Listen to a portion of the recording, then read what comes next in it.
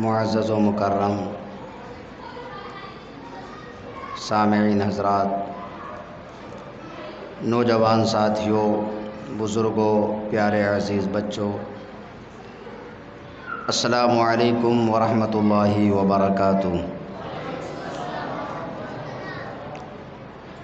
الحمد لله الذي من علينا إذ جعلنا من أمة حبيبه المصطفى،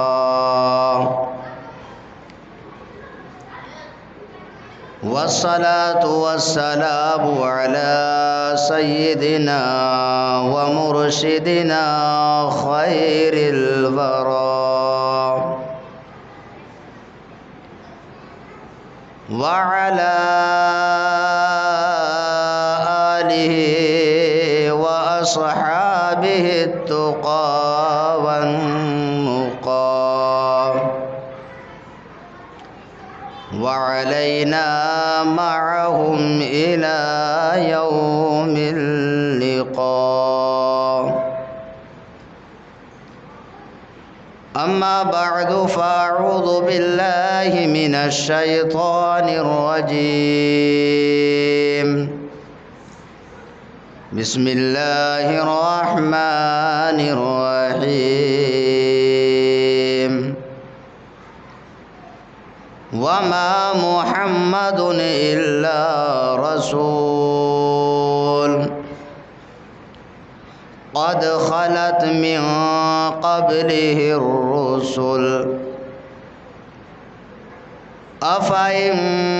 مات أو قتل انقلبتم على أعقابكم ومن ينقلب على عقبيه فلن يضر الله شيئا وسيجزي الله الشاكرين. آمنت بالله صدق الله العظيم وصدق رسوله النبي الأمين الكريم، ونحن على ذلك لمن الشاهدين والشاكرين، والحمد لله رب العالمين.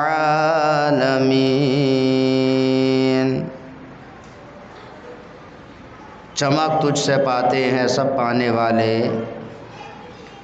چمک تجھ سے پاتے ہیں سب پانے والے، میرا دل بھی چمکا دے چمکانے والے، میرا دل بھی چمکا دے چمکانے والے. برستا نہیں دیکھ کر ابر رحمت، برستا نہیں دیکھ کر ابر رحمت، بدوں پر بھی برسا دے برسانے والے، بدوں پر بھی برسا دے برسانے والے. میں مجرم ہوں آقا مجھے ساتھ لے لو، میں مجرم ہوں آقا مجھے ساتھ لے لو، کہ رستے میں ہیں جا بجا تھانے والے، کہ رستے میں ہیں جا بجا تھانے والے. تو زندہ ہے واللہ تو زندہ ہے واللہ، تو زندہ ہے واللہ تو زندہ ہے واللہ، میرے چشم عالم سے چھپ جانے والے، میرے چشم عالم سے چھپ جانے والے. تیرا کھائیں تیرے غلاموں سے الجھیں، تیرا کھائیں تیرے غلاموں سے الجھیں، ہے منکر عجب کھانے غرانے والے،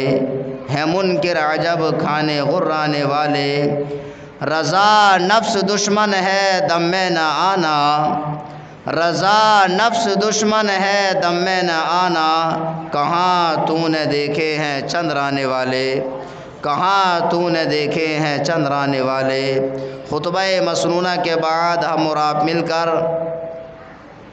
انتہائی عقیدت و محبت کے ساتھ گنبد خضرا کی طرف لو لگا کر مخلصانہ انداز میں ہدیہ درود و سلام نچھاور کریں اور بآواز بلند درود پاک پڑھے اللہم صلی علی سیدنا و مولانا محمد وبارک وسلم صلاۃ و سلاما علیک یا رسول اللہ صلی اللہ تعالی علیہ وسلم۔ کل کی ہماری گفتگو یہ تھی کہ ہمارا عقیدہ رسالت کیا ہونا چاہیے اور انبیاء کرام کے بارے میں ہمیں کیا عقیدہ رکھنا چاہیے۔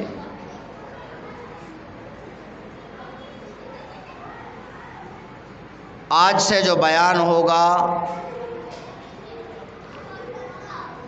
اس کا موضوع یہ رہے گا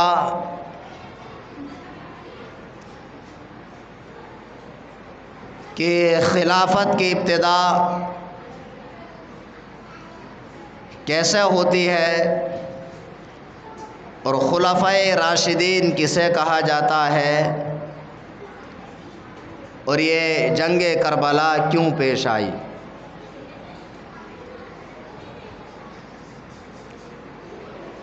اسی کی کڑی میں یہ ہے کہ سرکار دو عالم صلی اللہ تعالی علیہ وسلم اس روئے زمین پر تشریف لائے اور ایسے ماحول میں تشریف لائے کہ جس وقت روئے زمین پر کوئی بتوں کی پوجا کرتا تھا تو کوئی آگ کی پرستش کرتا تھا تو کوئی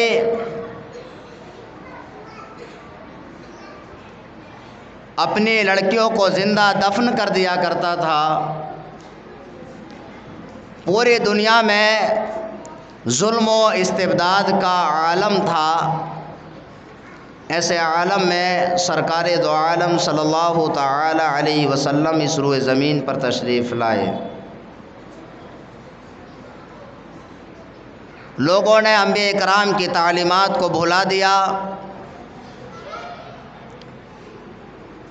اور یہود و نصارہ کے علماء نے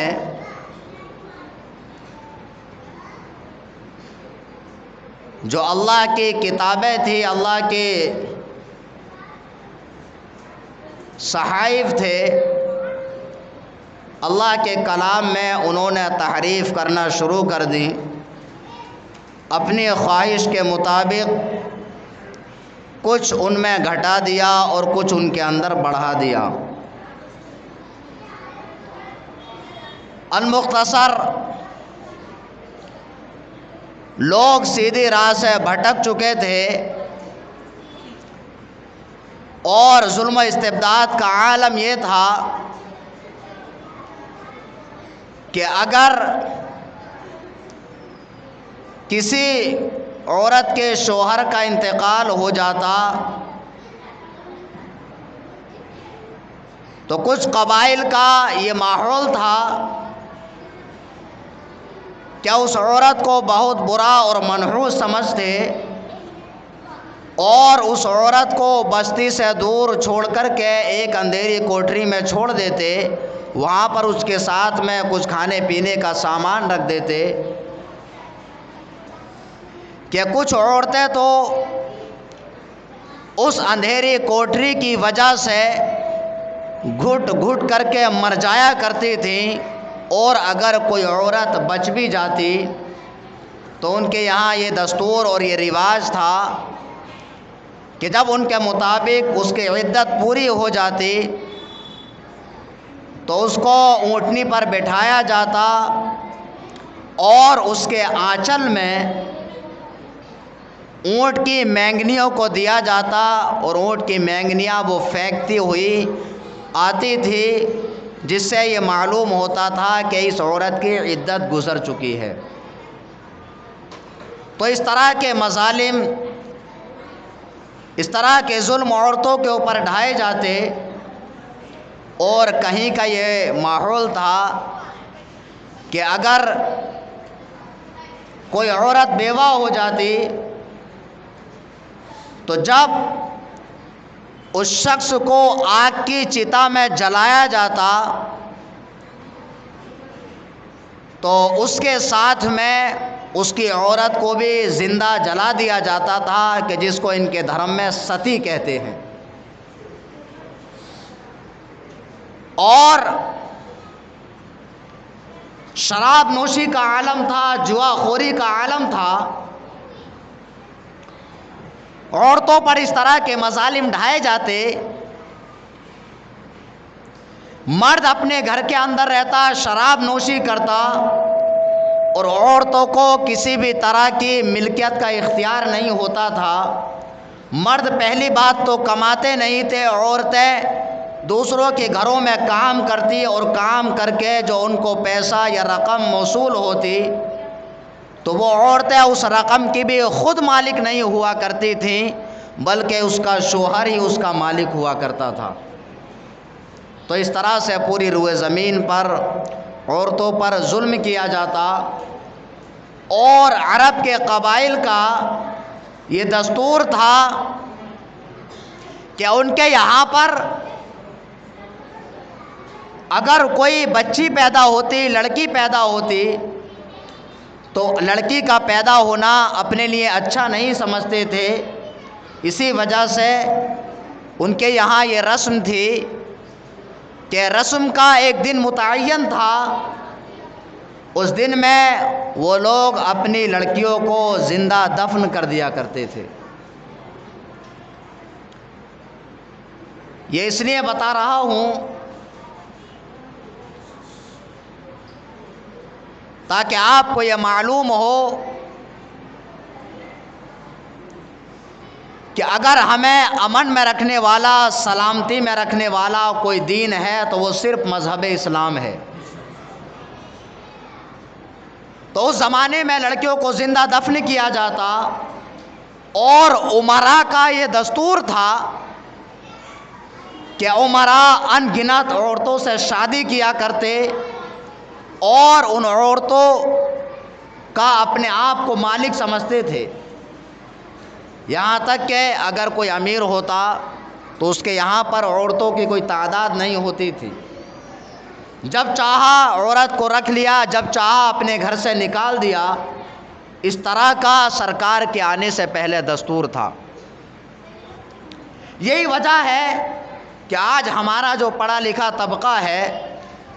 جب وہ کفار و مشرکین کے زبان سے یہ الفاظ سنتا ہے کہ اسلام میں 2 3 اور 4 شادیاں رکھی گئی ہیں، تو وہ اس کو عیب سمجھتا ہے۔ تو اس کے عیب سمجھنے کی وجہ یہ ہے کہ ہمارے نوجوان طبقے کو پس منظر معلوم نہیں ہے۔ یہ پس منظر کیا ہے؟ پس منظر یہ ہے کہ کوئی امیر ہوتا تھا تو وہ ان گنت عورتوں سے شادی کرتے، اسی طرح سے اپنی ان کو ملکیت سمجھتے، جب چاہا جس عورت کو رکھ لیا اور جب چاہا اس کو چھوڑ دیا۔ اور یہاں تک دستور تھا کہ اگر کسی عورت کا شوہر مر جاتا تو اس کے بیٹے جس طرح سے اپنے باپ کی جائیداد کو تقسیم کر لیا کرتے تھے، اسی طرح سے اپنے باپ کی بیویوں کے بھی مالک بن جایا کرتے تھے۔ تو اسلام میں ایک نقطہ دے رہا ہوں جو یہ بیان کیا گیا ہے، فَانْكِحُوا مَا طَابَ لَكُم مِّنَ النِّسَاءِ مَثْنَىٰ وَثُلَاثَ وَرُبَاعَ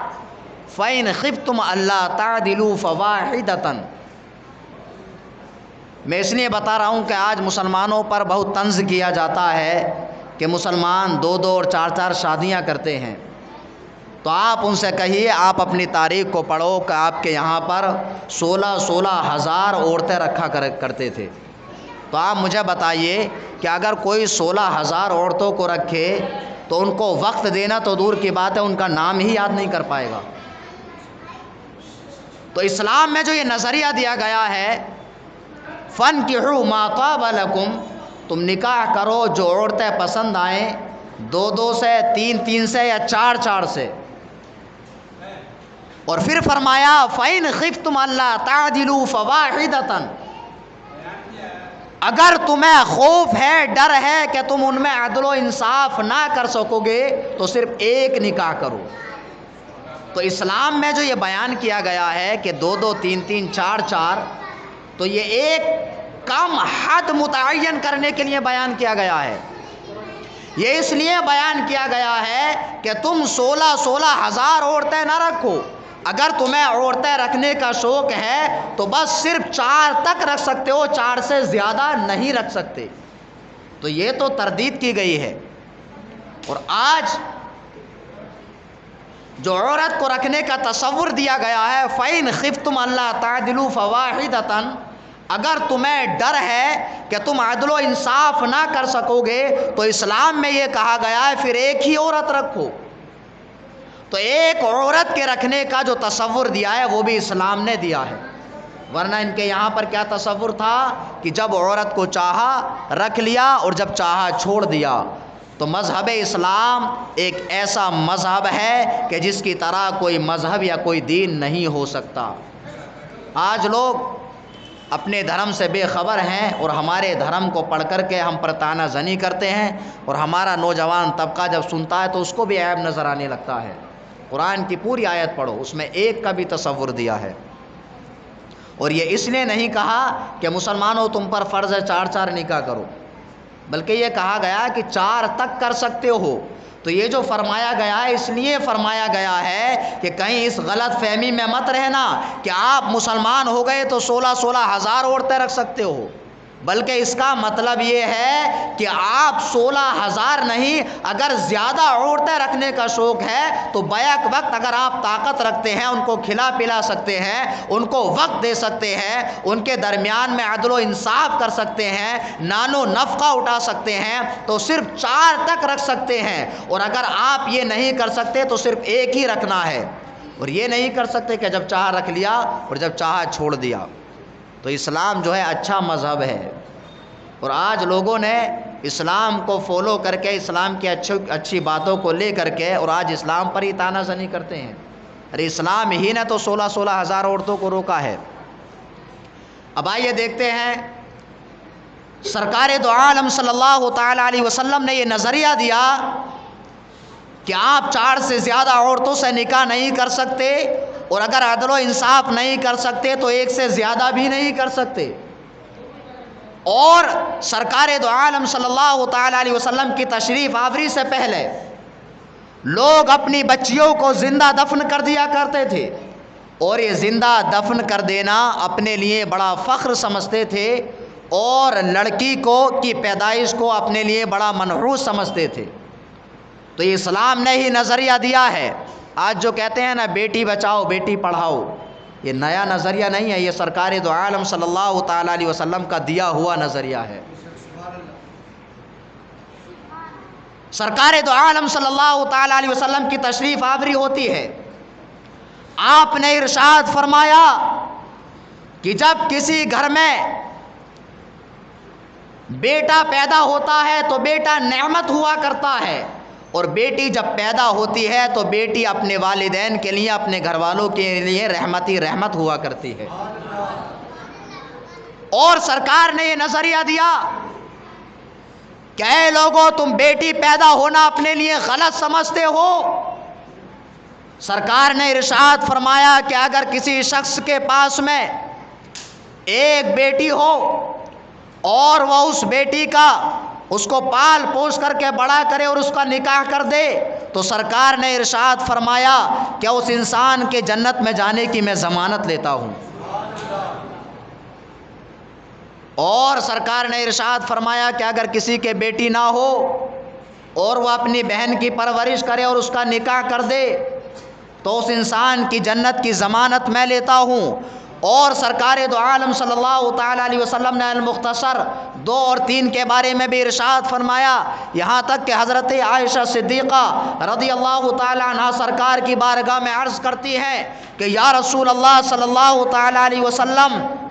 جس کی اولاد نہ ہو تو اس کے لیے کیا ہے؟ تو سرکار نے ارشاد فرمایا کہ جس کی اولاد نہ ہو تو اس کا ہاتھ پکڑ کر کے میں جنت میں لے جاؤں گا۔ حضرات محترم، اس سے پتہ یہ چلا کہ یہ اسلام نے نظریہ دیا ہے کہ بیٹیاں دفنانے کی چیز نہیں ہیں، بلکہ اگر آپ اپنی بیٹی کا اچھی طرح سے اس کی پرورش کرتے ہیں اور اس کا نکاح کر دیتے ہیں، اپنی ذمہ داری سے بری الذمہ ہو جاتے ہیں، تو یہ جنت میں جانے کا سبب ہے۔ تو بیٹیاں دفن کرنے کی چیز نہیں ہے، بلکہ آپ کے لیے رحمت ہے۔ اگر وہ آپ کے گھر میں رہے تو آپ کے لیے رحمت ہے، اور جب آپ اپنے گھر سے رخصت کر دیتے ہیں تو آپ کے جنت میں جانے کا سبب بن جاتی ہیں۔ تو یہ اسلام نے نظریہ دیا ہے، اور آج لوگ اسلام پر طعنہ زنی کرتے ہیں۔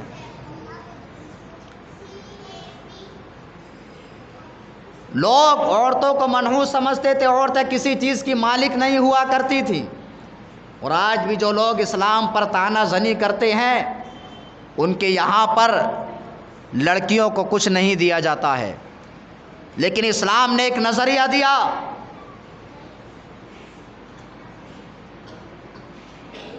للرجال مثل حظ الانثیین، مرد کے لیے عورت کا ڈبل ہے،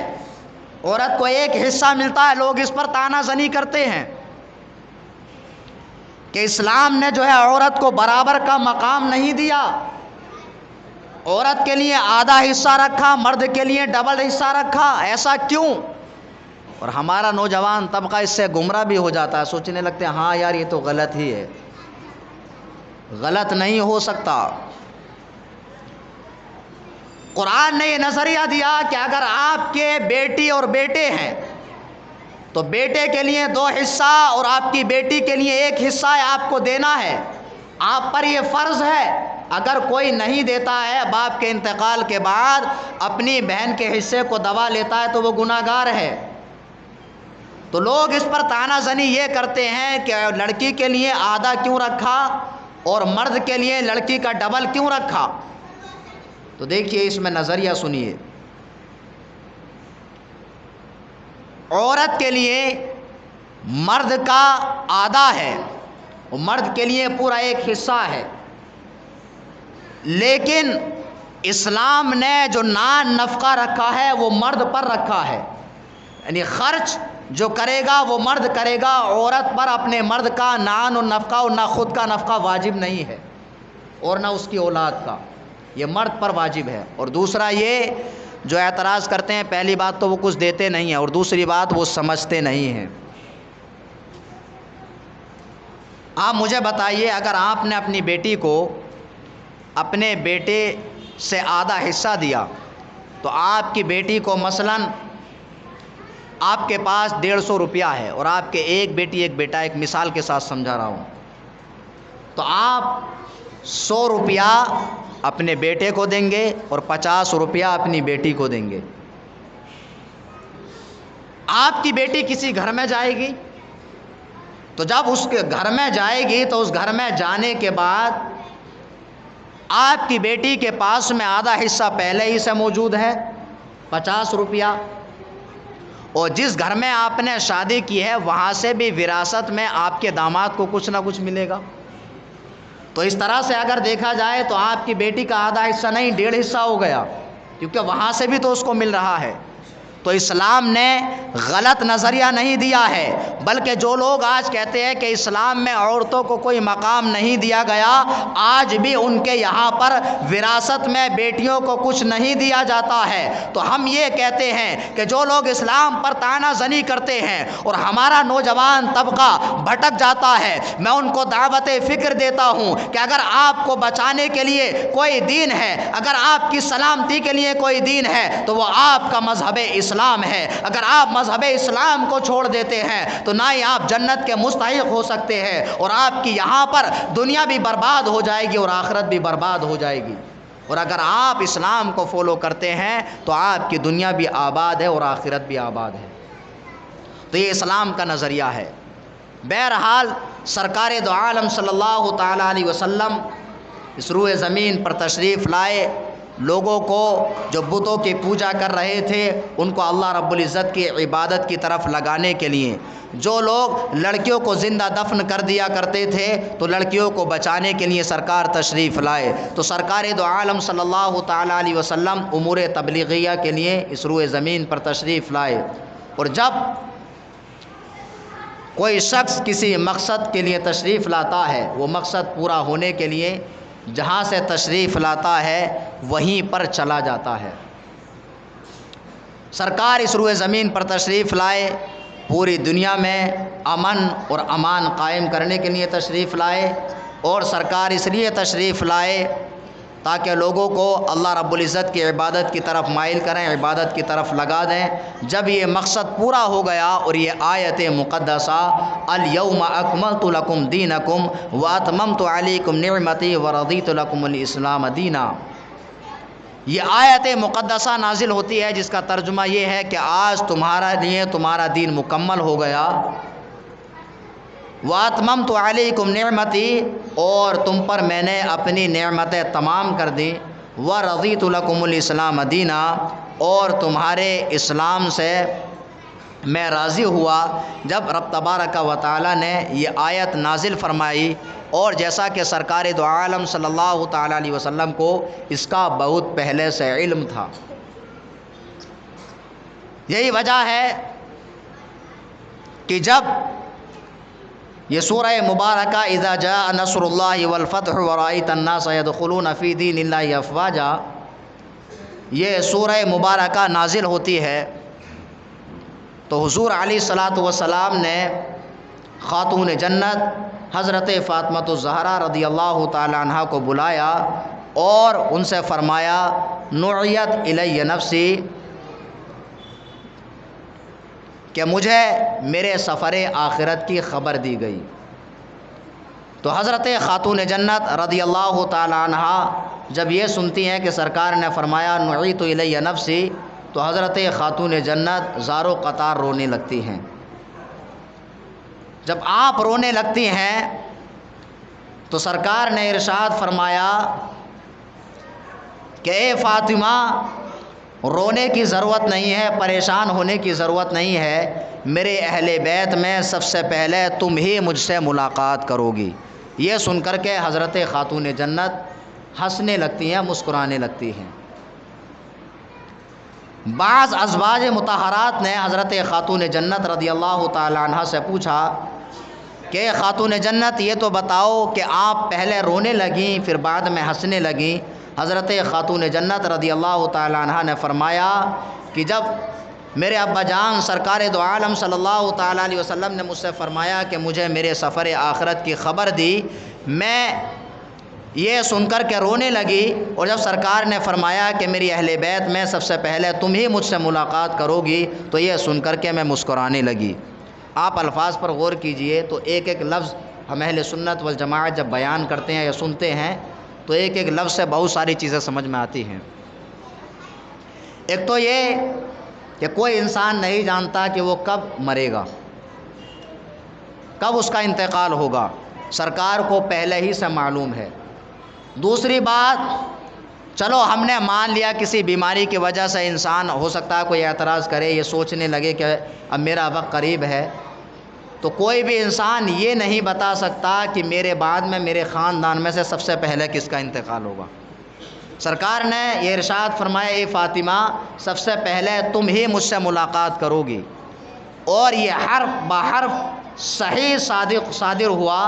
کہ حضرت خاتون جنت رضی اللہ تعالی عنہا کا آپ کے اہل بیت میں سے سب سے پہلے وصال ہوا، تو یہ سرکار کے علم غیب پر دلالت کرتا ہے۔ بہرحال سرکار کو اس کا بہت پہلے سے علم تھا، جیسا کہ سرکار دو عالم صلی اللہ تعالی علیہ وسلم نے 8 برس کے بعد میں شہدائے احد کی قبور پر جاتے ہیں اور آپ ان کی قبروں پر جا کر کے ان کی نماز جنازہ ادا فرماتے ہیں۔ کتنے سال کے بعد؟ 8 سال کے بعد۔ گویا سرکار دو عالم صلی اللہ تعالی علیہ وسلم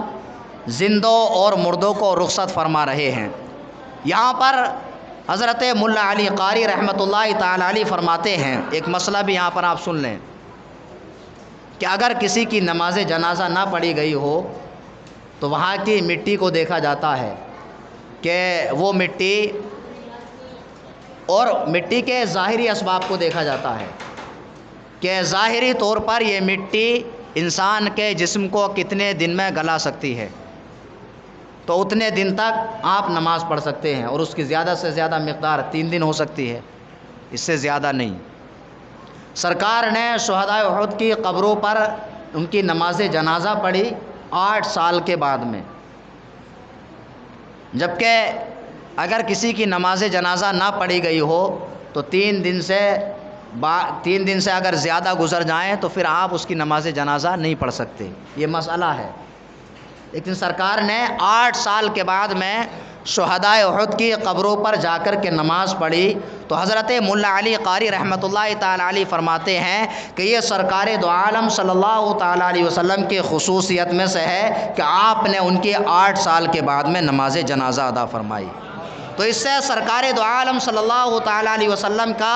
علم غیب بھی ثابت ہوتا ہے اور سرکار کا اختیار بھی ثابت ہوتا ہے۔ شریعتاً کسی کی نماز جنازہ آپ 8 سال کے بعد نہیں پڑھ سکتے، لیکن سرکار نے شہدائے احد کے 8 سال کے بعد نماز جنازہ ادا فرمائی۔ یہ حضور علیہ الصلوۃ والسلام کا اختیار ہے کہ آپ جس کی نماز جنازہ جب چاہیں تب ادا فرما سکتے ہیں، یہ پروردگار عالم نے سرکار کو اختیار عطا فرمایا ہے۔ اور حضرت ملا علی قاری فرماتے ہیں یا پھر یہ شہدائے احد کی خصوصیت میں سے ہے کہ آپ نے ان کی 8 سال کے بعد میں نماز جنازہ ادا فرمائی۔ اور امام بیہقی روایت فرماتے ہیں کہ سرکار دو عالم صلی اللہ تعالی علیہ وسلم کو آپ کے سفر آخرت کی بہت پہلے سے خبر تھی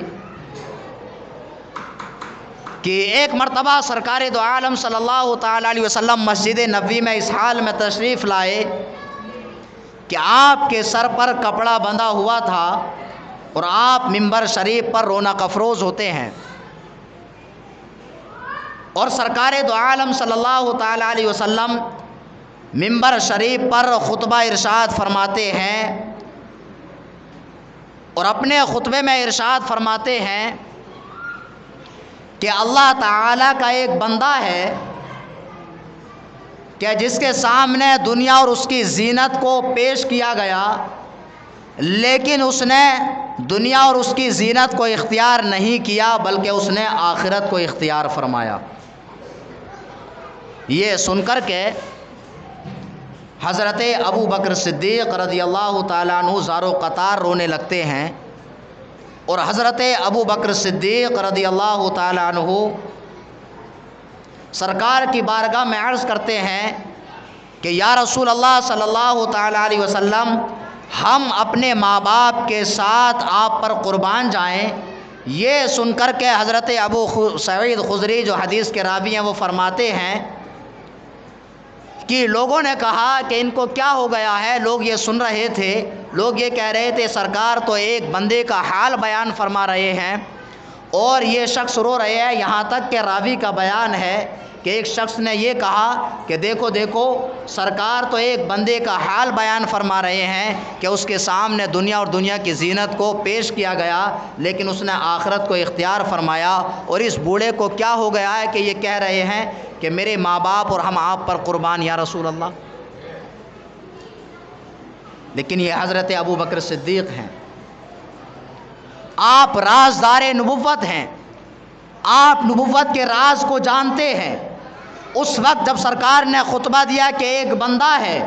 اس کے سامنے دنیا اور دنیا کی زینت کو پیش کیا گیا لیکن اس نے آخرت کو اختیار فرمایا، اس بات کو کوئی نہیں سمجھ سکا۔ حضرت ابو بکر صدیق سمجھ گئے، حضرت ابو بکر صدیق نے جان لیا کہ وہ بندہ کوئی اور نہیں بلکہ سرکار دو عالم صلی اللہ تعالی علیہ وسلم ہے کہ جن کا سفر آخرت قریب ہے۔ یہ سن کر کے حضرت ابو بکر صدیق رونے لگتے ہیں۔ تبھی تو سیدی سرکار اعلیٰ حضرت رضی اللہ تعالی عنہ فرماتے ہیں اصدق الصادقین سید المتقین، رازدار نبوت پہ لاکھوں سلام۔ یہ حضرت ابو بکر صدیق کی شان ہے کہ آپ سرکار کے راز کو جان جاتے ہیں۔ بہرحال سرکار دو عالم صلی اللہ تعالی علیہ وسلم کو اپنے وصال کی خبر بہت پہلے سے تھی، اور سرکار دو عالم صلی اللہ تعالیٰ علیہ وسلم کا وصال شریف ماہ ربیع الاول میں ہوا۔ اب اس میں اختلاف ہے کہ سرکار کی علالت کی ابتدا کب سے ہوئی، تو اس میں راجح قول یہ ہے کہ جب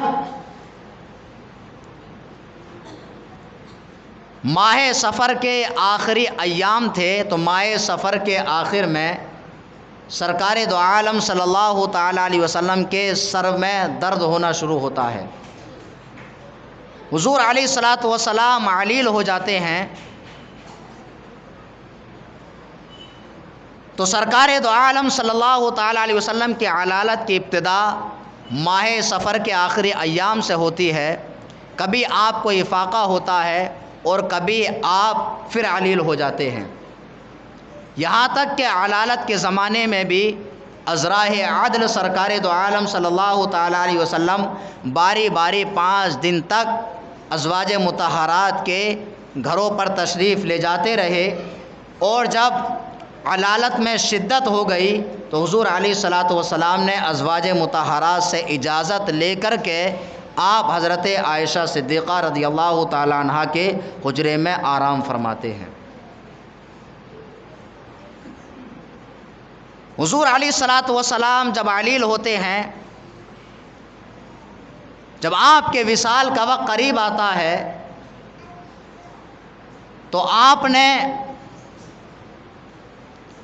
صحابہ اکرام کو بلایا اور ارشاد فرمایا کہ مجھے شانے کی ہڈی دو تاکہ میں کچھ لکھ دوں۔ تو سرکار دو عالم صلی اللہ تعالیٰ علیہ وسلم نے جب یہ فرمایا تو آپ کو شانے کی ہڈی دینے کا کسی نے ارادہ فرمایا تو حضرت عمر فاروق اعظم رضی اللہ تعالیٰ عنہ نے روک دیا۔ آپ نے فرمایا کہ لوگوں تمہارے لیے اللہ کی کتاب کافی ہے، حضور علیہ الصلاۃ والسلام علیل ہیں، سرکار کو آپ تکلیف نہ دو۔ تو یہاں پر کچھ لوگ یہ اعتراض کرتے ہیں کہ سرکار نے شانے کی ہڈی کو منگوایا، حضور علیہ الصلاۃ والسلام حضرت ابو بکر صدیق رضی اللہ تعالیٰ عنہ کے نام آپ کی خلافت کا وصیت نامہ لکھنا چاہتے تھے، اور یہ حضرت عمر کی وجہ سے یہ بہت بڑا معاملہ رہ گیا۔ تو دیکھیے اس اعتراض کا جواب یہ ہے کہ آپ کو اگر وصیت نامہ کرنا منظور ہوتا تو وہ لکھنا ضروری نہیں تھا، بلکہ آپ اپنی زبان سے فرما دیتے تو آپ کی زبان سے کہہ دینا ہی کافی تھا۔ اور سرکار دو عالم صلی اللہ تعالیٰ علیہ وسلم نے جب آپ علیل ہوتے ہیں تو علالت میں بھی آپ نماز کے لیے تشریف لاتے ہیں، اور جب آپ کی علالت شدت اختیار کر جاتی ہے تو آپ نے فرمایا مرو ابا بکر فلیصلی بالناس، حضرت ابو بکر صدیق کو کہو کہ وہ لوگوں کو نماز پڑھائیں۔ تو حضرت عائشہ صدیقہ رضی اللہ تعالیٰ عنہا سرکار کی بارگاہ میں عرض کرتی ہیں کہ یا رسول اللہ صلی اللہ تعالیٰ علیہ وسلم، میرے والد نرم دل ہیں، وہ نماز نہیں پڑھا سکیں گے۔ حضور علیہ الصلاۃ والسلام نے پھر فرمایا مرو ابا بکر فلیصلی بالناس، ابو بکر سے کہو کہ وہ لوگوں کو نماز پڑھائیں۔ حضرت عائشہ نے پھر یہی کہا، تو سرکار نے تیسری مرتبہ پھر فرمایا کہ حضرت ابو بکر صدیق سے کہو کہ وہ لوگوں کو نماز پڑھائیں۔ تو حضرت ابو بکر صدیق رضی اللہ تعالیٰ عنہ نے سرکار کے مصلی پر نماز لوگوں کو پڑھائی، اور اس طرح سے سرکار دو عالم صلی اللہ تعالیٰ علیہ وسلم کے ظاہری زمانے میں حضرت ابو بکر صدیق نے 17 نمازیں لوگوں کو پڑھائیں۔ یہاں پر دیکھیے میں خلافت اور اسی سے جڑا ہوا شہادت امام حسین ہے، اس کو اچھی طریقے سے آپ ذہن نشین کر لیں۔ لوگ جو اعتراض کرتے ہیں، جو اپنے آپ کو ظاہراً مسلمان کہتے ہیں، وہ لوگ انہی چیزوں پر اعتراضات کرتے ہیں۔ اگر آپ سنیں گے تو تمام اعتراضات کے جوابات آپ کو میری اس بیان میں مل جائیں گے۔ تو اس طرح سے حضرت ابو بکر صدیق نے سرکار کی ظاہری حیات میں 17 نمازیں لوگوں کو پڑھائیں، 17 نمازیں آپ نے لوگوں کو پڑھائیں۔ اور حضور علیہ الصلوۃ والسلام کا خود ارشاد گرامی ہے کہ لا یاب اللہ والمسلمون الا ابا بکر، کہ اللہ اور مومنین حضرت ابو بکر صدیق رضی اللہ تعالیٰ عنہ کے سوا کسی کو قبول نہیں کریں گے۔ تو حضور علیہ الصلوۃ والسلام اگر آپ کو وصیت کرنا منظور ہوتی تو آپ زبانی فرما دیتے۔ سرکار پہلے ہی سے جانتے تھے کہ اللہ اور مسلمان حضرت ابو بکر صدیق کے سوا خلافت کے لیے کسی کو تسلیم نہیں کریں گے۔ بہرحال سرکار دو عالم صلی اللہ تعالیٰ علیہ وسلم علیل ہوتے ہیں۔ آپ کی علالت کی ابتدا سفر کے مہینے میں ہوتی ہے، یہاں تک کہ راجح اقوال کے مطابق حضور علیہ الصلوۃ والسلام کے وصال کا وقت قریب آتا ہے۔ حضرت عبد الرحمن بن ابو بکر جو حضرت ابو بکر صدیق کے بیٹے ہیں، ان کے پاس میں مسواک موجود تھی۔ حضور علیہ الصلوۃ والسلام علیل ہیں، آپ علالت کے عالم میں بھی آپ نے مسواک کی طرف دیکھا۔ حضرت عائشہ صدیقہ سمجھ گئیں کہ سرکار کو مسواک بے حد پسند ہے، تو حضرت عائشہ صدیقہ نے سرکار سے عرض کی کہ یا رسول اللہ، کیا میں اپنے بھائی سے مسواک لے کر کے آپ کو دوں؟ تو سرکار نے اشارہ فرمایا۔ حضرت عائشہ صدیقہ رضی اللہ تعالیٰ عنہا نے حضور علیہ الصلوۃ والسلام کو مسواک دی۔ تو چونکہ حضور علیہ الصلوۃ والسلام علیل تھے، تو حضرت عائشہ صدیقہ رضی اللہ تعالیٰ عنہا نے عرض کی کہ یا رسول اللہ، کیا میں اس کو نرم کر کے دوں؟ تو اس طرح سے حضرت عائشہ صدیقہ رضی اللہ تعالیٰ عنہا نے اپنے منہ سے اس مسواک کو نرم کیا، اور نرم کر کے حضور علیہ الصلوۃ والسلام نے اپنے علالت کے زمانے میں بھی مسواک کیا۔ اب دیکھیے یہاں پر ایک چیز سمجھیے، وہ یہ کہ حضرت عائشہ صدیقہ رضی اللہ تعالیٰ عنہا نے اپنے منہ سے مسواک کو نرم کر کے دیا، اور حضور علیہ الصلوۃ والسلام نے اس مسواک کو اپنے دانتوں پر پھیرا، یا حضرت عائشہ صدیقہ رضی اللہ تعالیٰ عنہ نے حضور علیہ الصلوۃ والسلام کے دانتوں پر مسواک کو پھیرا۔ تو اس سے آپ اندازہ لگا سکتے ہیں کہ حضور علیہ الصلوۃ والسلام اپنی ازواج مطہرات سے کس طرح سے محبت فرماتے ہیں۔ بہرحال سرکار دو عالم صلی اللہ تعالیٰ علیہ وسلم کے وصال کا وقت قریب آتا ہے۔ حضرت جبریل امین سرکار کی بارگاہ میں حاضر ہوتے ہیں، اور آپ کے ساتھ میں ایک فرشتہ تھا۔ حضرت جبریل علیہ الصلوۃ والسلام سرکار کی بارگاہ میں عرض کرتے ہیں کہ یا رسول اللہ صلی اللہ تعالیٰ علیہ وسلم، یہ وہ فرشتہ ہے کہ جو ایسے 1,00,000 فرشتوں کا سردار ہے کہ جن 1,00,000 میں سے ہر ایک فرشتہ 1,00,000 فرشتوں کا سردار ہے، اور یہ آپ کی بارگاہ میں حاضری کی اجازت چاہتا ہے۔ یا رسول اللہ، اگر آپ اجازت دیں تو یہ فرشتہ حاضر ہو۔ حضور علیہ الصلوۃ والسلام نے اس فرشتے کو اجازت دی۔ وہ فرشتہ سرکار کی بارگاہ میں حاضر ہوتا ہے اور عرض کرتا ہے کہ یا رسول اللہ صلی اللہ تعالیٰ علیہ وسلم، اللہ رب العزت نے مجھے آپ کے پاس میں بھیجا ہے، اور اللہ تعالیٰ نے آپ کو یہ اختیار دیا ہے کہ اگر آپ چاہیں تو اپنی روح قبض کرنے کا اختیار دیں، اور اگر آپ چاہیں تو آپ منع فرما دیں۔ تو حضور علیہ الصلوۃ والسلام نے ارشاد فرمایا، کیا تو ایسا ہی کرے گا؟ تو فرشتے نے عرض کی کہ یا رسول اللہ صلی اللہ تعالیٰ علیہ وسلم، مجھے یہی حکم دیا گیا ہے کہ آپ جیسا چاہیں ویسا ہی میں معاملہ کروں۔ تو سرکار دو عالم صلی اللہ تعالیٰ علیہ وسلم نے حضرت جبریل علیہ الصلوۃ والسلام کی طرف دیکھا، تو حضرت جبریل علیہ الصلوۃ والسلام نے سرکار کی بارگاہ میں عرض کی، ان اللہ قد اشتاق الی لقائک یا رسول اللہ، کہ اللہ کے رسول، اللہ تعالیٰ آپ کی ملاقات کا مشتاق ہے۔ جب حضرت جبریل امین نے سرکار کی بارگاہ میں یہ الفاظ کہے، تو حضور علیہ الصلوۃ والسلام نے اس فرشتے کو اجازت مرحمت فرما دی، تو اس طرح سے ملک الموت نے حضور علیہ الصلاۃ والسلام کی روح کو قبض کیا، اور سرکار دو عالم صلی اللہ تعالیٰ علیہ وسلم اس دار فانی کو چھوڑ کر کے سرکار دو عالم صلی اللہ تعالیٰ علیہ وسلم آخرت کو اختیار فرما لیتے ہیں۔ انا للہ و انا الیہ راجعون۔ درود پاک پڑھ لیجیے۔ اللہم صلی علی سیدنا و مولانا محمد وبارک وسلم صلاۃ و سلاما علیک یا رسول اللہ صلی اللہ تعالیٰ علیہ وسلم۔ اب دیکھیے اس پر تبصرہ سنیے کہ ملک الموت کا یہ خاصہ ہے، وہ کسی سے اجازت نہیں مانگتے ہیں۔ سرکار سے ملک الموت نے اجازت مانگی، اور اللہ تعالیٰ نے بھی آپ کو اختیار دیا کہ آپ چاہیں تو اپنی روح قبض کرنے کی اجازت دیں، اور اگر آپ چاہیں تو منع فرما دیں۔ تو اس سے حضور علیہ الصلاۃ والسلام کے مقام اور مرتبے کا اندازہ لگایا جا سکتا ہے۔ اب آگے جب سرکار دو عالم صلی اللہ تعالیٰ علیہ وسلم کا وصال ہو جاتا ہے، اختصاراً بتا دوں، جلدی آگے بڑھ جاؤں، جب آپ کا وصال ہو جاتا ہے تو آپ کا وصال ہونے کے بعد میں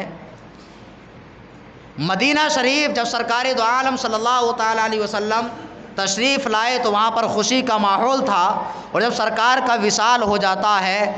تو وہاں پر حزن ہی حزن پھیل جاتا ہے، تمام کے تمام لوگ غمزدہ ہو جاتے ہیں۔ اور حضرت عثمان غنی کی یہ کیفیت تھی کہ آپ پر سکتے کا عالم تھا کہ آپ کسی سے کوئی بات نہیں کرتے تھے، اور حضرت عمر فاروق اعظم کا یہ عالم تھا کہ حضرت عمر فاروق اعظم اپنے ہاتھ میں ننگی تلوار لیے ہوئے تھے، اور آپ یہ کہہ رہے تھے کہ اگر کوئی کہے گا کہ سرکار دو عالم صلی اللہ تعالیٰ علیہ وسلم کا وصال ہو گیا ہے تو میں اسے اپنی ننگی تلوار سے قتل کر دوں گا۔ اور حضرت مولا علی کا یہ عالم تھا کہ آپ ایک جگہ پر بیٹھ جاتے ہیں اور آپ بالکل خاموش ہو جاتے ہیں، کسی سے کوئی بات نہیں کرتے ہیں۔ جب حضرت ابو بکر صدیق رضی اللہ تعالیٰ عنہ، چونکہ آپ اپنے مکان پر تھے، سرکار کے وصال کی خبر ہوتی ہے، حضرت ابو بکر صدیق رضی اللہ تعالیٰ عنہ حجرہ عائشہ میں آتے ہیں، سرکار دو عالم صلی اللہ تعالیٰ علیہ وسلم کی زیارت فرماتے ہیں، اور آپ سیدھے منبر شریف پر تشریف لے جاتے ہیں۔ تو حضرت عمر فاروق اعظم چونکہ ننگی تلوار لے کر کے گھوم رہے تھے، حضرت عمر کو بیٹھنے کا اشارہ کرتے ہیں، حضرت عمر فاروق اعظم انکار کر دیتے ہیں۔ پھر حضرت ابو بکر صدیق حضرت عمر فاروق اعظم سے کچھ نہیں کہتے ہیں، منبر شریف پر تشریف لے جاتے ہیں، اور آپ نے خطبہ ارشاد فرمایا، آپ نے فرمایا کہ اے لوگوں سنو، اگر تم محمد الرسول اللہ صلی اللہ تعالیٰ علیہ وسلم کی عبادت کرتے تھے تو جان لو ان کا وصال ہو چکا ہے۔ الفاظ پر غور کیجئے، اگر آپ اللہ کے رسول صلی اللہ تعالیٰ علیہ وسلم کی عبادت کرتے تھے تو کان کھول کر کے سن لو ان کا وصال ہو چکا ہے۔ تو چونکہ کوئی بھی حضور کی عبادت تھوڑی کرتا تھا، حضور کی عبادت نہیں کرتے تھے، یہ طنز کے طور پر حضرت ابو بکر صدیق نے یہ جملے ارشاد فرمائے، اور آگے ارشاد فرمایا کہ اگر تم اللہ تعالیٰ کی عبادت کرتے ہو تو اللہ تعالیٰ حی ہے، اس کے لیے کبھی موت نہیں۔ اور پھر حضرت ابو بکر صدیق رضی اللہ تعالیٰ عنہ نے قرآن کی آیت مقدسہ تلاوت کی، وما محمد الا رسول، محمد صلی اللہ تعالیٰ علیہ وسلم اللہ کے رسول ہیں، قد خلت من قبلہ الرسل، ان سے پہلے بھی رسول ہو چکے ہیں، افإن مات أو قتل انقلبتم على أعقابكم، اگر سرکار کا وصال ہو جائے یا شہید کر دیے جائیں تو کیا تم الٹے پاؤں پھر جاؤ گے؟ وَمَن يَنْقَلِبْ عَلَىٰ عَقِبَيْهِ، جو الٹے پاؤں پھر جائے گا، فَلَن يَضُرَّ اللَّهَ شَيْئًا، تو وہ اللہ تعالیٰ کو کوئی ضرر نہیں پہنچا سکتا، وَسَيَجْزِي اللَّهُ الشَّاكِرِينَ، اور اللہ تعالیٰ شکر کرنے والوں کو عن قریب جزا دے گا۔ تو جب یہ آیت مقدسہ صحابہ کرام نے سنی، اس آیت کو سننے کے بعد میں اب ہر شخص یہی آیت مقدسہ پڑھنے لگا۔ حضرت عمر فاروق اعظم فرماتے ہیں کہ حضرت ابو بکر صدیق کے گویا اللہ تعالیٰ نے سینے کو کھول دیا، اور حضرت ابو بکر صدیق نے جب یہ آیت مقدسہ پڑھی تو اس آیت کو سننے کے بعد میں ہر شخص یہ سمجھنے لگا کہ اس سے پہلے کسی نے یہ آیت سنی ہی نہیں تھی، اب ہر شخص یہی آیت پڑھنے لگا۔ حضرت عمر فاروق اعظم فرماتے ہیں پھر میں نے جان لیا کہ واقعی اللہ کے رسول صلی اللہ تعالیٰ علیہ وسلم کا وصال ہو چکا ہے۔ جب سرکار کا وصال ہو گیا، سرکار کے وصال کے بعد میں اب لوگوں میں یہ اختلاف پیدا ہوا کہ سرکار کو غسل دیا جائے یا نہ دیا جائے۔ کسی نے کہا کہ سرکار کو غسل دیا جائے، کسی نے کہا کہ غسل نہ دیا جائے۔ آخرکار مشورہ یہ ہوا کہ حضور علیہ الصلاۃ والسلام کو غسل دیا جائے۔ اب سرکار دو عالم صلی اللہ تعالی علیہ وسلم کے غسل کی باری آئی تو اب اختلاف ہوا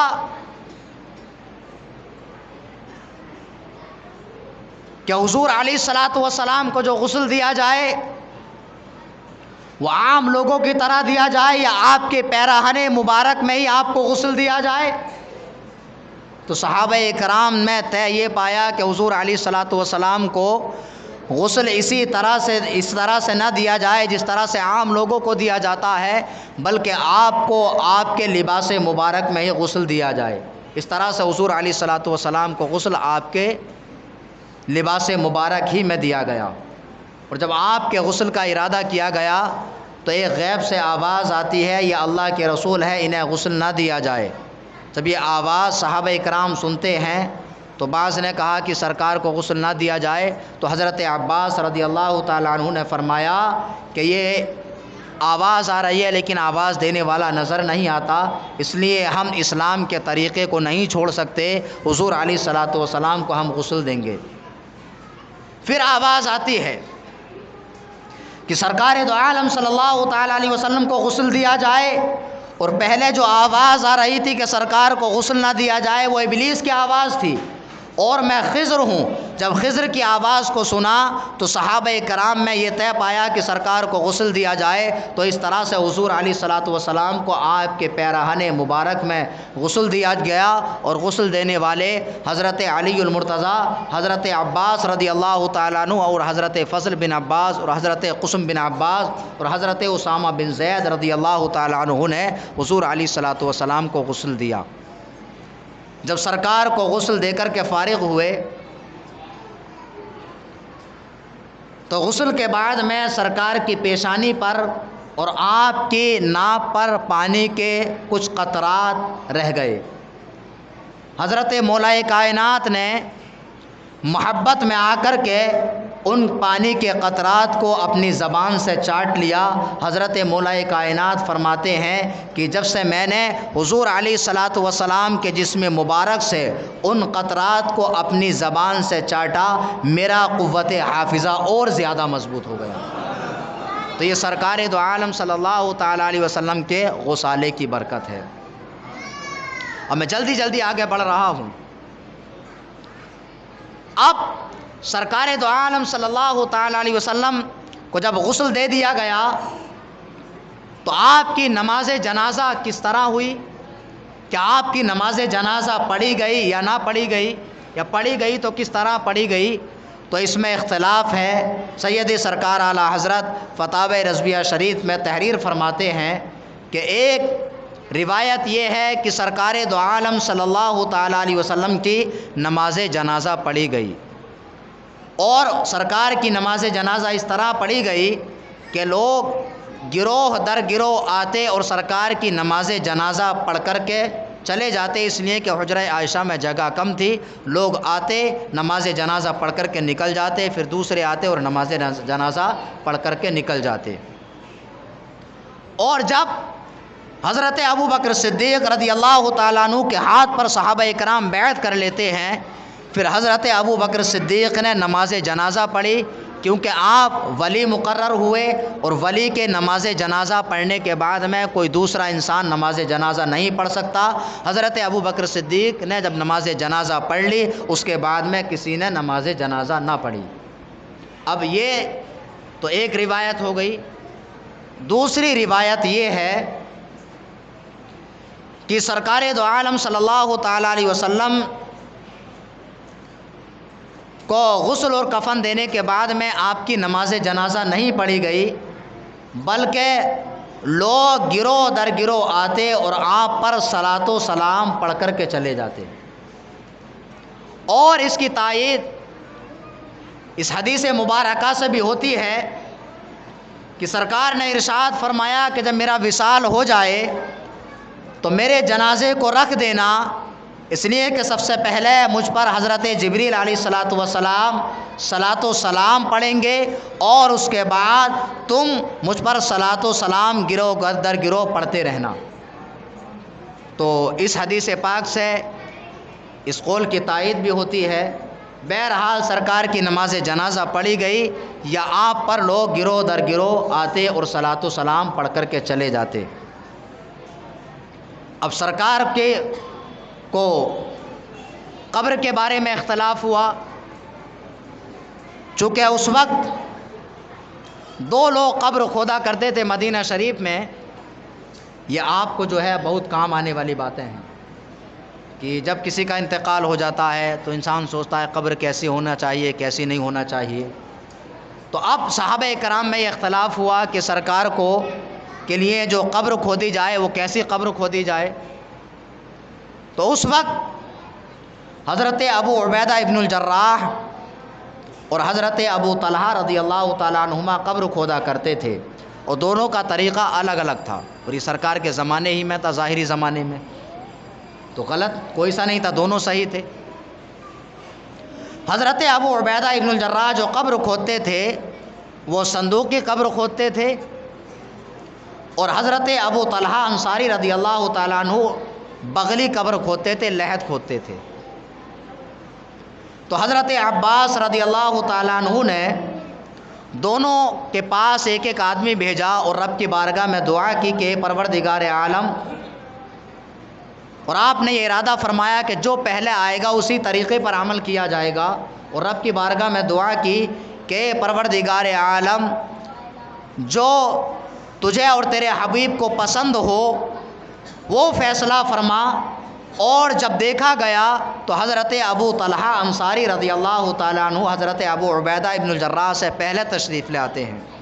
تو چونکہ حضرت ابو طلحہ انصاری لحد یعنی بغلی قبر کھودتے تھے، تو سرکار دو عالم صلی اللہ تعالیٰ علیہ وسلم کے لیے بغلی قبر بنائی گئی اور آپ کو بغلی قبر میں دفن کیا گیا۔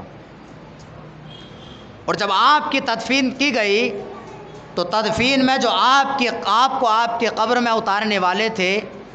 وہ حضرت عباس تھے، اور حضرت قسم بن عباس تھے، اور حضرت فضل بن عباس تھے، اور حضرت مولائے کائنات تھے۔ سرکار کو آپ کی قبر میں اتارا گیا۔ جب آپ کو آپ کی قبر میں اتارا گیا تو سب سے بعد میں جو آپ کی قبر سے نکل کر کے آئے وہ حضرت قسم بن عباس رضی اللہ تعالیٰ عنہ ہیں۔ حضرت قسم بن عباس رضی اللہ تعالیٰ عنہ نے جب سرکار کا چہرہ مبارکہ قبلہ کی طرف کیا تو حضرت قسم بن عباس فرماتے ہیں انہوں نے دیکھا کہ سرکار کے لبہائے مبارکہ ہل رہے ہیں، سبحان اللہ۔ جب حضرت قسم بن عباس نے دیکھا کہ سرکار کے ہونٹ ہل رہے ہیں تو آپ نے کان لگا کر کے سنا کہ آپ کے لب سے یہ آواز آ رہی تھی، امتی امتی۔ حضرت قسم بن عباس فرماتے ہیں کہ سرکار کے لبہائے مبارکہ ہل رہے تھے اور سرکار کے لبوں سے آواز آ رہی تھی، امتی امتی، اے پروردگار عالم میری امت، اے پروردگار عالم میری امت۔ اس سے پتہ چلتا ہے کہ سرکار دو عالم صلی اللہ تعالی علیہ وسلم اپنی قبر مبارک میں زندہ ہے، اور یہ بھی پتہ چلتا ہے کہ حضور علیہ الصلوۃ والسلام اپنی امت سے بے پناہ محبت فرماتے ہیں۔ اسی لیے تو سیدی سرکار اعلی حضرت فرماتے ہیں، اللہ کیا جہنم اب بھی نہ سرد ہوگا، رو رو کے مصطفیٰ نے دریا بہا دیے ہیں۔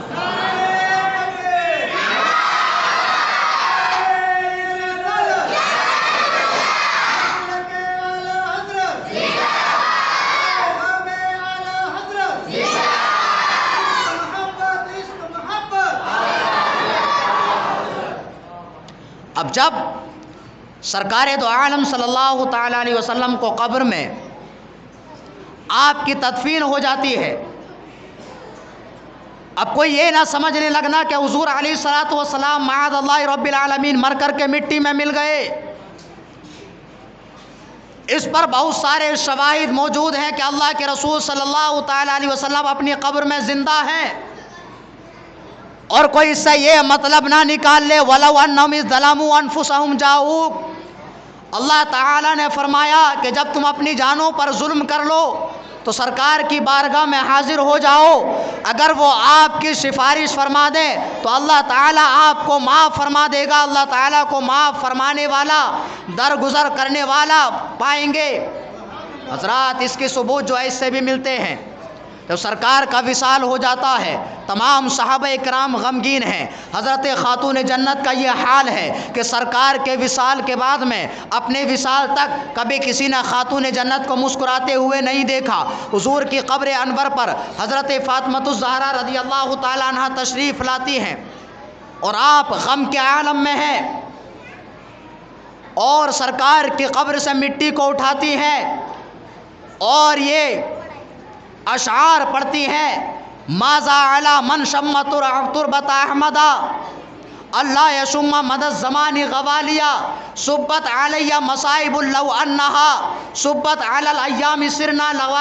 لیالیا۔ حضرت خاتون جنت رضی اللہ تعالیٰ عنہ سرکار کی قبر پر تشریف لاتی ہیں اور قبر سے مٹی کو اٹھاتی ہیں اور یہ اشعار پڑھتی ہیں جن کا ترجمہ یہ ہے کہ ماذا علی من شم تربت احمدا، کہ کیا اس کے لیے کوئی گناہ نہیں ہے، کوئی حرج نہیں ہے کہ جو سرکار دو عالم صلی اللہ تعالیٰ علیہ وسلم کی قبر کی مٹی کو سونگے، اور جو سرکار کی قبر کی مٹی کو سونگ لے تو وہ انسان پورے زمانے میں کسی چیز کی خوشبو اس کے جو ہے اس کو نہیں بھا سکتی ہے، اور کسی چیز کی خوشبو جو ہے اس کے ذہن میں نہیں بس سکتی ہے۔ اور حضرت خاتون جنت رضی اللہ تعالیٰ عنہ آگے فرماتی ہیں، صبت علی مصائب لو انہا، میرے اوپر غموں کے پہاڑ ٹوٹے، اگر یہ پہاڑ کسی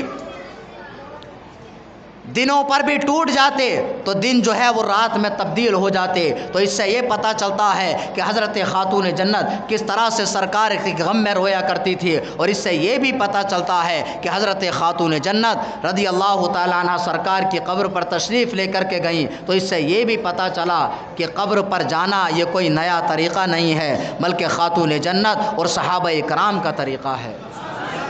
اور اب کوئی انسان یہ نہ سمجھ لے کہ سرکار دو عالم صلی اللہ تعالیٰ علیہ وسلم مر کر کے مٹی میں مل گئے، اس پر بہت سارے دلائل موجود ہیں۔ حضرت امام مسلم رضی اللہ تعالیٰ عنہ روایت کرتے ہیں، سرکار نے ارشاد فرمایا، وَمَا مِن مُسْلِمٍ يُسَلِّمُ عَلَيَّ إِلَّا رَدَّ اللَّهُ عَلَيَّ رُوحِي حَتَّى أَرُدَّ عَلَيْهِ السَّلَامَ۔ سرکار نے اپنی ظاہری حیات میں ارشاد فرمایا کہ جب کوئی مسلمان، کوئی بندہ مومن مجھے سلام کرتا ہے، الا رد اللہ علیہ روحی، اللہ تعالی نے میری روح کو واپس لوٹا دیا ہے، حتی ارد علیہ السلام، یہاں تک کہ میں اس کے سلام کا جواب عنایت فرماتا ہوں۔ اور یہ حدیث پاک مسلم شریف کے اندر موجود ہے، صحیح مسلم شریف کی روایت ہے، اور اس پر بہت سارے شواہد ہیں کہ انبیاء کرام اپنی اپنی قبروں میں زندہ ہیں۔ اسی طرح سے مسلم شریف کے اندر یہ حدیث پاک بھی موجود ہے کہ سرکار کا گزر حضرت موسیٰ کلیم اللہ علیہ الصلاۃ والسلام کی قبر کے پاس سے ہوتا ہے۔ سرکار خود ارشاد فرماتے ہیں مررت علی موسیٰ وہو قائم یصلی فی قبرہ۔ سرکار ارشاد فرماتے ہیں کہ میرا گزر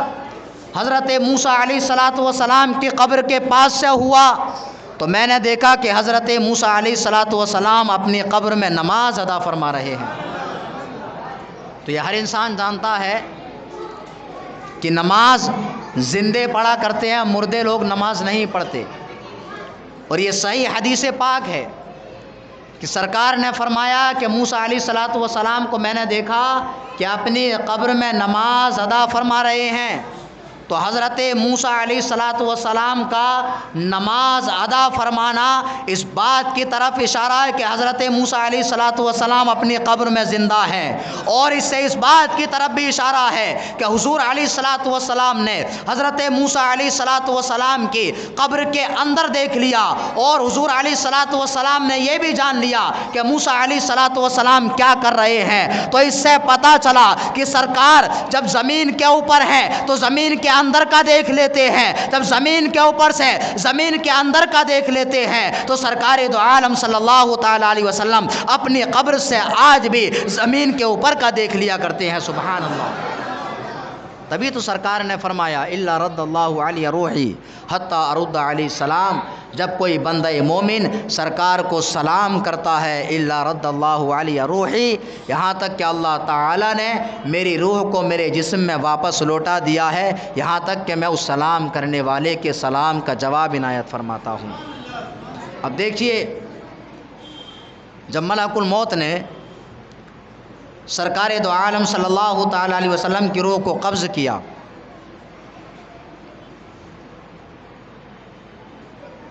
تو اس روح کو جب ملک الموت نے عرش اعظم پر رکھنا چاہا تو روح نے رب کی بارگاہ میں عرض کی کہ پروردگار عالم مجھے ایسی جگہ عطا فرما جو تیرے محبوب پاک صلی اللہ تعالی علیہ وسلم کے جسم سے افضل ہو۔ تو جب اس روح کو فرشتے نے عرش اعظم پر رکھنے کا ارادہ کیا تو روح نے عرض کی کہ پروردگار عالم یہ جگہ تو وہ ہے کہ جہاں پر حضور علیہ الصلاۃ والسلام کے نعلین مبارک پہنچے ہیں۔ جنت میں رکھنا چاہا، جنت میں سرکار نے سیر فرمائی، جنت تو سرکار کے صدقے میں بنی ہے، تو روح کو حکم ہوا کہ روح اس لیے کہ سرکار کے جسم اطہر سے سرکار کی روح کے لیے کوئی جگہ اس سے افضل ہو ہی نہیں سکتی، اس لیے اللہ تعالیٰ نے سرکار دو عالم صلی اللہ تعالیٰ علیہ وسلم کی روح کو آپ کے جسم اقدس میں واپس لوٹا دیا۔ اب کوئی کہہ سکتا ہے کہ سرکار کے لیے آپ یہ زندگی کا عقیدہ رکھتے ہیں، یہ عقیدہ کہاں سے آیا؟ دیکھیے ہم انبیاء کرام کی موت کے بھی قائل ہیں، انبیاء کرام کو موت آنی ہے، جیسا کہ ہم نے شروع میں بتایا کہ سرکار کا وصال ہو گیا، اور وصال ہونا حق ہے۔ موت نہیں ہے تو صرف اللہ تعالیٰ کے لیے نہیں ہے، وہ ہمیشہ سے اور ہمیشہ رہے گا۔ سرکار کو ایک آنے واحد کے لیے موت آئی، اور موت کے بعد میں سرکار اپنی قبر میں پھر زندہ ہے۔ موت تو آئی، موت کا مزہ ہر جاندار شے کو چکھنا ہے، اور اس میں سے انبیاء کرام بھی ہیں، لیکن انبیاء کرام زندہ ہیں۔ اور اس پر سرکار دو عالم صلی اللہ تعالی علیہ وسلم کا خود ارشاد گرامی ہے ان اللہ حرم علی الارض ان تاکل اجساد الانبیاء فنبی اللہ حی یرزق، بے شک اللہ تعالیٰ نے زمین پر حرام فرما دیا ہے کہ وہ انبیاء کرام کے اجسام کو کھائے، تو انبیاء کرام اپنی اپنی قبروں میں زندہ ہیں۔ سبحان اللہ۔ اور شاہ عبد الحق محدث دہلوی رحمۃ اللہ تعالی علیہ ارشاد فرماتے ہیں، اور شاہ عبد الحق محدث دہلوی وہ ہیں کہ جن کا نام ہم اہل سنت والجماعت بھی لیتے ہیں، اور دیابینہ اور وہابیہ بھی ان کا نام لیتے ہیں۔ اس لیے ان کی دلیل پیش کر رہا ہوں۔ آپ فرماتے ہیں پیغمبر خدا زندہ است بحقیقت حیات دنیاوی۔ فارسی میں کتاب ہے، شاہ عبدالحق محدث دہلوی فرماتے ہیں کہ اللہ کے پیغمبر زندہ ہیں دنیاوی زندگی کی حقیقت کی طرح۔ جس طرح سے وہ دنیا میں زندہ تھے اسی طرح سے اپنی اپنی قبروں میں آج بھی زندہ ہیں۔ اور ملا علی قاری رحمۃ اللہ تعالی علیہ جو شارح بخاری ہیں کہ جن کو تمام لوگ مانتے ہیں، وہ فرماتے ہیں لا فرق لهم فی حالین ولذا قیل اولیاء اللہ لا یموتون بل ینتقلون من دار الی دار۔ ملا علی قاری رحمۃ اللہ تعالی علیہ فرماتے ہیں لا فرق لهم فی حالین، مطلب دنیاوی حیات اور قبر کی حیات میں ان کے لیے کوئی فرق نہیں ہے۔ وہ جس طرح سے روئے زمین پر زندہ تھے اسی طرح سے اپنی اپنی قبروں میں زندہ ہیں، اس میں کوئی فرق نہیں ہے۔ اسی لیے کہا جاتا ہے اولیاء اللہ لا یموتون، اللہ کے نیک بندے اللہ کے ولی مرتے نہیں ہیں، بل ینتقلون من دار الی دار، بلکہ ایک گھر سے دوسرے گھر کی طرف منتقل ہو جاتے ہیں۔ اسی لیے جب کوئی مومن مرتا ہے تو ہم اس کو یہ نہیں کہتے ہیں وہ مر گیا، بلکہ ہم کہتے ہیں انتقال ہو گیا، اس لیے کہ ایک گھر سے دوسرے گھر کی طرف چلا گیا۔ بہرحال اس سے پتہ چلتا ہے کہ انبیاء اکرام اپنی اپنی قبروں میں زندہ ہیں، اور اس کا ثبوت اس پر بہت سارے جہاں پر دلائل احادیث سے موجود ہیں وہیں سے واقعات کی روشنی میں بھی یہ بات ثابت ہے کہ اللہ کے رسول صلی اللہ تعالیٰ علیہ وسلم اپنی قبر میں زندہ ہیں۔ جلدی سے میں اپنی گفتگو کا اختتام کرنا چاہوں گا۔ اللہ کے رسول صلی اللہ تعالیٰ علیہ وسلم اپنی قبر میں زندہ ہیں، اور یہ صرف ہمارا عقیدہ نہیں ہے بلکہ کچھ نصرانیوں کا بھی یہ عقیدہ ہے، اور وہ بھی یہ مانتے ہیں، عقیدہ نہیں کہیں گے کہ مانتے ہیں کہ انبیاء کرام اپنے اجسام کے ساتھ میں اپنی قبروں میں زندہ ہیں، یا زندہ نہیں تو ان کے اجسام سالم ہیں، ان کا یہ عقیدہ ہو سکتا ہے۔ سلطان نور الدین رحمۃ اللہ تعالی علیہ کے زمانے میں 557 ہجری میں آپ نے خواب دیکھا۔ اے بچوں خاموش ہو جاؤ۔ خواب میں کیا دیکھا کہ سرکار دو عالم صلی اللہ تعالیٰ علیہ وسلم تشریف لائے، اور آپ نے خواب میں تشریف لا کر کے نور الدین سے ارشاد فرمایا کہ اے نور الدین، دو لوگوں کی طرف خواب میں اشارہ فرمایا کہ ان لوگوں سے میری حفاظت کرو۔ کس نے فرمایا؟ سرکار نے۔ نور الدین نے، چونکہ سلطنت کے بہت سارے کام تھے، آپ نے تہجد کی نماز پڑھی، پھر سو جاتے ہیں، پھر دوبارہ آپ نے خواب دیکھا، خواب میں سرکار نے پھر اسی طرف اشارہ فرمایا، پھر آپ سو جاتے ہیں، پھر تیسری مرتبہ آپ نے خواب دیکھا، سرکار فرما رہے ہیں دو تیری والی آنکھ کے لوگوں کی طرف اشارہ کر کے کہ ان لوگوں سے میری حفاظت کرو۔ اب نور الدین نے جب تیسری مرتبہ خواب دیکھا تو آپ نے سوچا کہ اب سونا مناسب نہیں ہے، اب میرے لیے آرام کرنا درست نہیں ہے، اور آپ فوراً اٹھتے ہیں اور آپ اپنے وزیر جو بہت نیک خصلت جن کا نام جمال الدین بتایا جاتا ہے، اپنے وزیر اور چند آدمیوں کو لیا، اور چونکہ آپ مصر کی سرزمین پر رہتے تھے، آپ مصر سے تیز سواری پر سوار ہوتے ہیں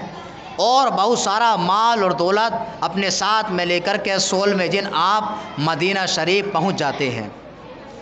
جب آپ مدینہ شریف پہنچتے ہیں تو آپ حیران ہیں کہ کس طرح سے ان لوگوں کا پتہ لگایا جائے کہ جن کی طرف سرکار نے خواب میں اشارہ فرمایا۔ یہاں تک کہ جمال الدین بہت چالاک تھے، انہوں نے مدینہ شریف میں اعلان کیا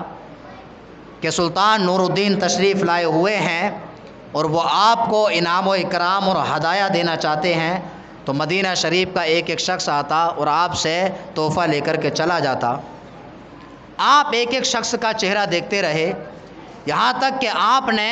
تمام کے تمام لوگوں کو تحائف پیش کر دیے، اور آپ کو وہ لوگ نظر نہیں آئے کہ جن کو خواب میں سرکار دو عالم صلی اللہ تعالیٰ علیہ وسلم نے آپ کو دکھایا تھا۔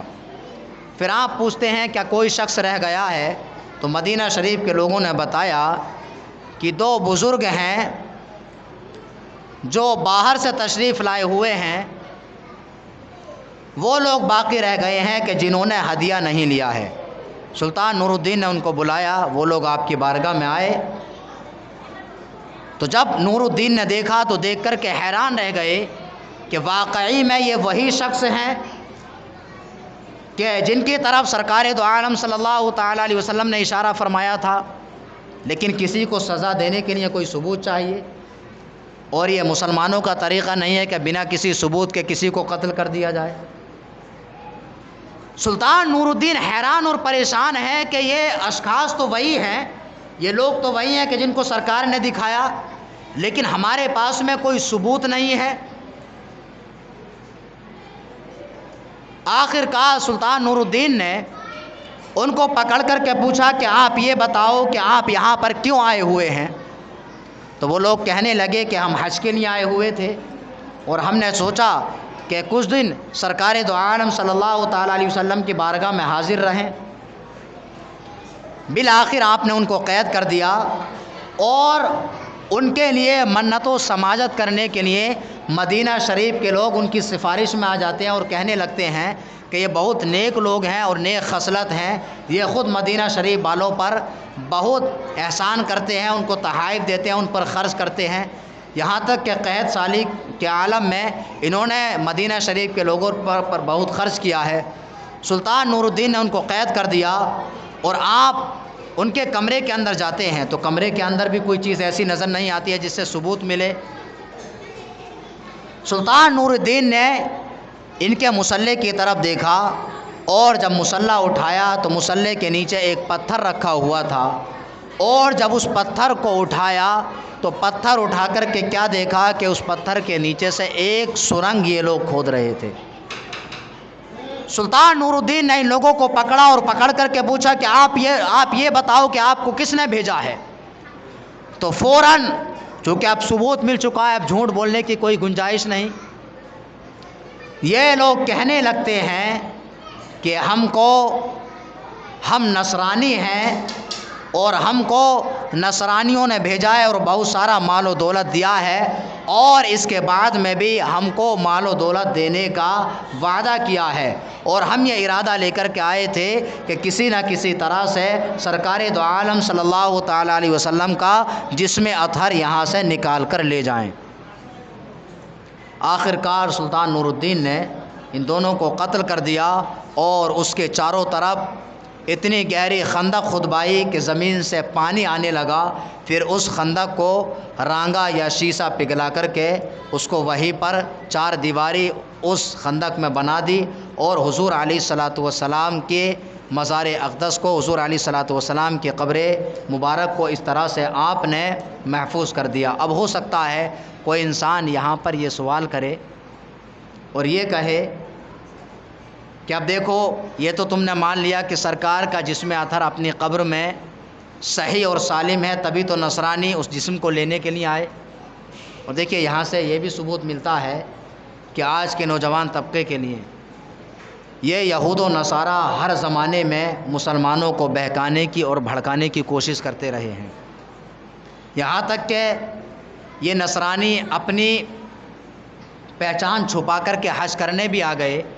اور وہاں پر کتنی عبادت و ریاضت کرتے تھے، کتنا خرچ کرتے تھے۔ تو آج بھی ہمارے مسلمان طبقے کو بہکانے کے لیے آج بھی یہود و نصارہ بہت سارا پیسہ خرچ کرتے ہیں اور مسلمانوں کو بہکانے کی کوشش کرتے ہیں، اور مسلمان ان کو فالو بھی کرتے ہیں ہر چیز میں اگر دیکھا جائے تو۔ کچھ نہیں تو اپنے اسلام کو ہی برا کہنے لگتے ہیں، یا علماء کو برا کہنے لگتے ہیں، یا پھر فرقہ پرستی کو کہنے لگتے ہیں۔ تو اس کی وجہ یہی ہے کہ یہود و نصارہ آج بھی سازشوں کے تحت ہمارے نوجوان طبقے کو بھٹکانے کی کوشش کرتے ہیں۔ بہرحال اس پر کوئی معترض یہ اعتراض کر سکتا ہے کہ دیکھو سرکار دو عالم صلی اللہ تعالیٰ علیہ وسلم اپنی خود حفاظت نہیں کر سکتے، اسی لیے تو نور الدین سے اپنی حفاظت کرائی۔ تو اس کا جواب یہ ہے کہ سرکار دو عالم صلی اللہ تعالیٰ علیہ وسلم اپنی حفاظت خود کر سکتے ہیں، لیکن اللہ کے رسول صلی اللہ تعالیٰ علیہ وسلم سلطان نور الدین کو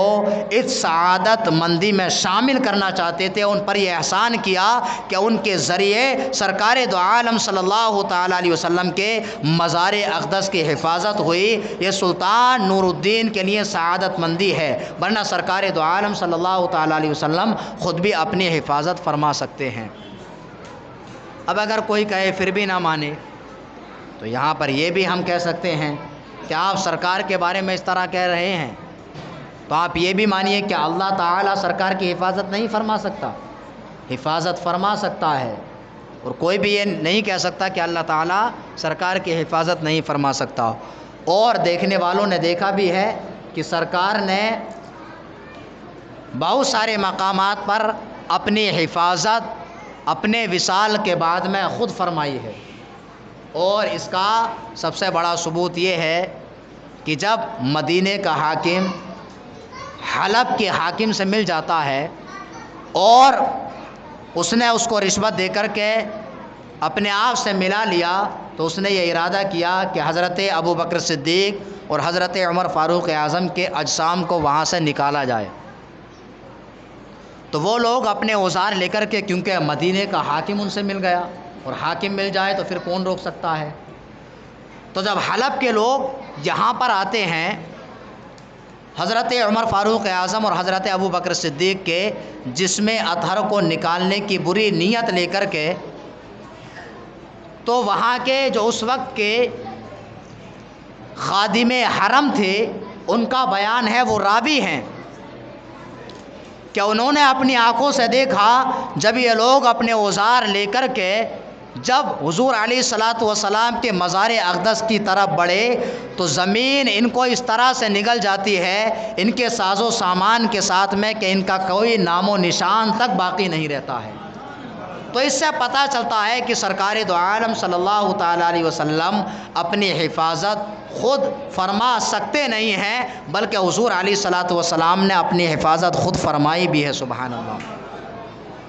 بہرحال سرکار دو عالم صلی اللہ تعالیٰ علیہ وسلم اپنی قبر انور کے اندر زندہ ہیں اور قیامت تک زندہ رہیں گے۔ اور اگر آج بھی کوئی انسان سرکار کی بارگاہ میں سلام پیش کرتا ہے، سرکار اس کے سلام کا جواب عنایت فرماتے ہیں۔ یہ حضور علیہ الصلاۃ والسلام کی حیات کے بارے میں اور آپ کی وفات کے بارے میں چند کلمات تھے۔ پروردگار عالم کی بارگاہ میں دعا ہے کہ پروردگار عالم ہم تمام کو عمل کی توفیق عطا فرمائے، ہم تمام کے ایمان اور عقیدے کی حفاظت فرمائے۔ کلمہ طیبہ پڑھ لیجئے، لا الہ الا اللہ محمد رسول اللہ صلی اللہ تعالیٰ علیہ وسلم۔ وآخر دعوانا الحمد للہ رب العالمین۔ السلام علیکم ورحمۃ اللہ وبرکاتہ۔